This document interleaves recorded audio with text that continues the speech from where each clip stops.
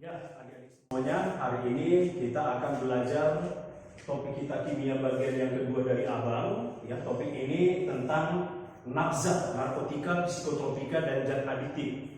Adik-adik, topik ini merupakan dia topik ya yang sering ditanyakan nanti kalau dia oleh Bintara, itu dia topiknya mengenai pengetahuan umum ya. Nah, kemudian kalau yang akmil dan yang lainnya, ini merupakan dia topik ya penting, merupakan dia topik yang sering ditanyakan di soal-soal ujian akmil ya dan sebagainya. Nah, jadi ini merupakan topik hafalan. Abang harapkan hari ini semuanya itu benar-benar dihafal, diulang-ulang kembali, dibaca-baca, itu pasti bisa ya. Oke, kita mulai. Yang pertama kita bicara tentang nafza. Nafza itu adalah narkotika, psikotropika, dan zat aditif. Kita akan mempelajari tentang ada zat aditif, ada psikotropika, dan ada narkotika. Itulah disingkat dia dengan nafza. Oke. Yang pertama, kenapa dia nafza itu berbahaya? Nafza itu berbahaya karena mengakibatkan yang namanya adiksi atau kecanduan ya. Jadi biasanya sekali pakai itu langsung kecanduan. Itulah biasanya bahayanya dikatakan narkotika, psikotropika, dan zat aditif. Nah, kemudian akibat yang lain, yang pertama, nafza itu mengakibatkan yang namanya stimulan. Stimulan itu artinya si pemakai itu menjadi aktif.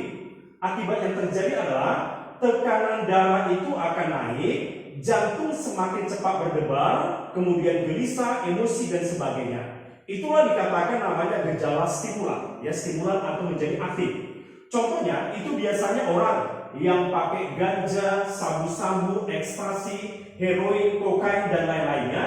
Itu biasanya si pemakai itu menjadi garang, aktif, ya. Kenapa? Karena jantung semakin cepat berdebar, semakin aktif. Itulah dikatakan gejala stimulan. Yang kedua, ada dia pemakai itu namanya gejalanya depresan. Depresan itu adalah si pemakai menjadi pasif atau dia tidak aktif, ya lawannya ya. Ini biasanya akibatnya tekanan darah itu dia turun, jantung lemah berdetak. Contohnya adalah orang yang minum alkohol dan makan obat tidur, ya kan? Biasanya kalau orang minum alkohol itu dia menjadi lemah, sempoyongan gitu ya kan? Itulah namanya gejala-gejala depresan, ya, atau menjadi tidak aktif. Sementara yang ketiga, ada nih namanya gejala halusinogen. Halusinogen ini biasanya si pemakai itu menjadi berhalusinasi, menghayal. Ini biasanya digunakan oleh orang-orang yang sakit jiwa. Maka dikasih makan obat itu menjadi tenang atau dia menjadi menghayal ya. Ini contohnya nanti adalah obat LSD dan LSA.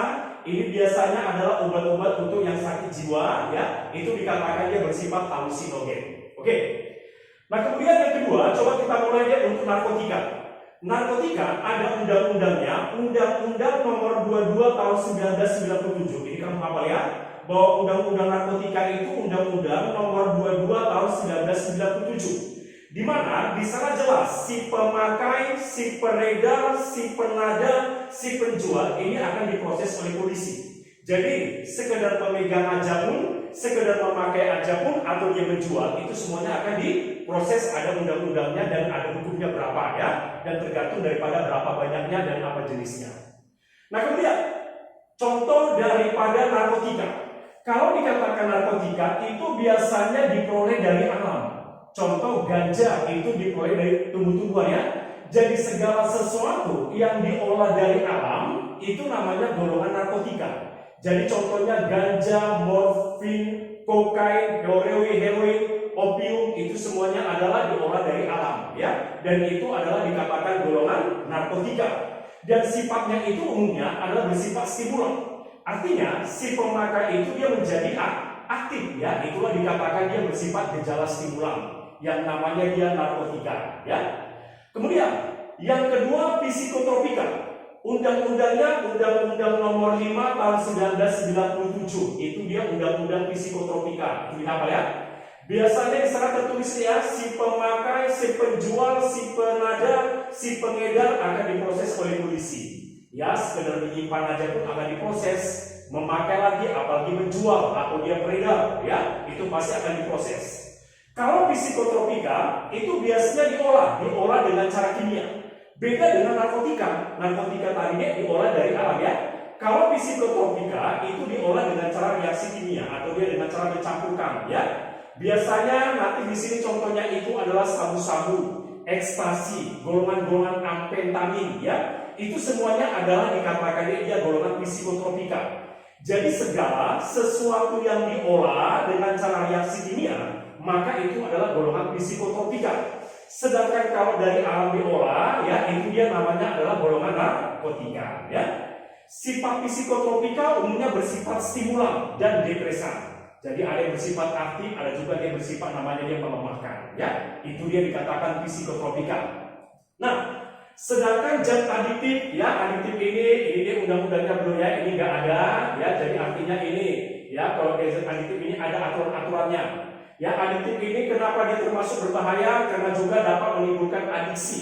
Adiksi itu sama juga dengan kecanduan, ya. Nah zat adiktif ini sebenarnya banyak, ya contohnya nanti misalkan dia kopi itu zat adiktif, kopi teh itu dia mengandung kafein, yang mengandung dia zat yang namanya dia kecanduan. Tipex, ya bensin tinar itu juga dia namanya zat adiktif. Kenapa? Si pemakai itu bisa mengakibatkan kecanduan, ya itulah namanya zat adiktif. Nah kalau kita lihat yang secara umum zat adiktif, ya yang paling banyak kita lihat contohnya rokok. Pada rokok biasanya ada beribu-ribu gas yang berbahaya, tapi secara umum coba kita lihat. Pada rokok ada namanya nikotin. Nikotin itu adalah zat yang mengakibatkan kecanduan. Jadi pada rokok yang mengakibatkan kecanduan itu namanya adalah nikotin. Pada rokok nanti ada dikatakan di sana tertulis tar, ya. Tar ini mengakibatkan penyakit yang sampai sekarang tidak ada obatnya, itu penyakit kanker, ya. Itulah dia tar. CO karbon monoksida mengakibatkan sesak napas karena biasanya hemoglobin akan lebih aktif berikatan dengan CO dibandingkan dengan oksigen. Sehingga apabila pada hemoglobin darah kita banyak mengandung CO bisa mengakibatkan sesak napas, pingsan atau kematian, ya. Jadi CO ini mengakibatkan sesak napas karena hemoglobin akan semakin lemah untuk mengikat oksigen karena dia lebih condong mengikat karbon monoksida, ya. Oke. Nah kemudian ada lagi namanya alkohol. Alkohol ini tadi bersifat depresan, pemakai itu dia menjadi lemah. Nah alkohol itu dibagi 3 golongan, ya. Yang pertama golongan A. Golongan A ini kadar alkoholnya itu 1-5%. Ini biasanya golongan A ini tidak boleh dijual di, contohnya itu dia dekat rumah ibadah atau di sekolah-sekolah, ya. Itu tidak boleh dijual yang namanya golongan A, ya kan? Contohnya itu adalah bir, ya, itu 1-5%.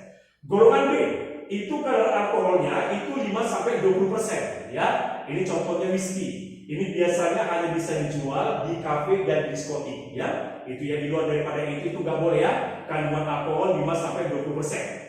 Sedangkan golongan C kandungan alkoholnya 20-40%, ya. Ini biasanya hanya boleh dijual di diskotik, ya. 20-40% karena ini pajaknya besar, ya. Contohnya ini adalah apa? Vodka, ya. Vodka ini adalah merupakan kandungan alkohol 20-40%, ya. Jadi kalau misalkan kita lihat contohnya miras-miras itu kan, ya itu adalah alkoholnya itu biasanya sampai di atas 40%. Maka biasanya itu bisa diproses atau ditangkap polisi. Kenapa? Kandungan alkoholnya itu melebihi 40% dan dijual bebas, ya. Itu nggak boleh. Karena kalau dia 20-40% hanya bisa dijual di diskotik. Tapi kalau dia 5-20% itu bisa di kafe, bisa jadi diskotik. Kalau dia 1-5% hanya bisa, ya tidak boleh dijual di sekitar sekolah atau dia dekat rumah ibadah, ya. Nah, adik-adik yang terakhir gejala fisik, ya, gejala fisikis dan psikologis akibat daripada narkotika, psikotropika dan zat adiktif.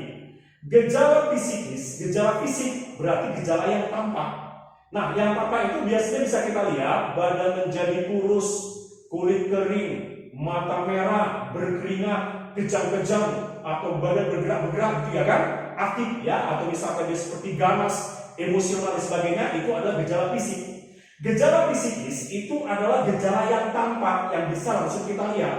Itu sebabnya polisi tahu tuh dia pakai atau tidak, dilihat aja bagaimana gejala-gejala fisikisnya, ya. Bagaimana misalkan dia, contohnya misalkan ngomongnya, atau misalkan dia badannya, atau kulitnya, itu bisa dilihat. Itu namanya gejala fisikis. Sedangkan gejala psikologis, ini adalah gejala yang bisa dia timbul setelah melalui pengamatan psikologi. Misalkan dia menjadi pemarah, menjadi pemurung, pendiam, emosional, takut berlebihan, ya kan? Maka itu namanya gejala-gejala psikologis. Jadi biasanya akibat daripada pemakaian nafza itu dia bisa gejala fisik berarti dia yang nampak, gejala psikologis itu adalah bisa nampak melalui tes psikologi, pemarah, pemurung, emosi, dan sebagainya. Jadi adik-adik, inilah yang penting yang kamu hafal tentang narkotika, psikotropika, dan zat aditif. Abang harapkan ini kamu ulang-ulang kembali, supaya nanti kalau ada soal pengetahuan umum tentang nafza atau soal kimia tentang nafza, adik-adik semuanya dengan mudah bisa menjawabnya dengan baik. Ya, demikian dulu. Ya, semoga belajar di rumahnya lebih baik lagi dan hasilnya akan lebih maksimal. Itu dulu, selamat pagi semuanya.